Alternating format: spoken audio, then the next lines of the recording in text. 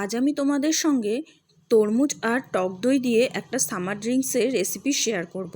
এর জন্য আমি নিয়ে নিয়েছি অল্প পরিমাণে টক দই, আর তার মধ্যে আমি মিশিয়ে নিয়েছি কিছুটা পরিমাণে মাজা। তোমরা চাইলে ফ্রুটিও অ্যাড করতে পারো।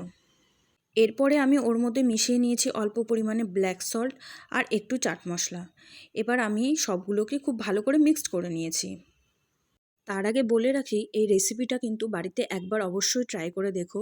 কথা দিলাম রোজ খেতে ইচ্ছে করবে। আমি এখানে কিছুটা তরমুজ আগে থেকে কিউব করে কেটে নিয়েছিলাম আর ফ্রিজের মধ্যে 3 থেকে 4 ঘন্টার জন্য রেখে দিয়েছি। এবারে আমি এই কিউব করা তরমুজগুলোকে গ্লাসের মধ্যে ঢেলে দেব, আর খুব সুন্দর করে মিক্সড করে নিলেই আমার এই সামার ড্রিঙ্কসটা রেডি হয়ে যাবে।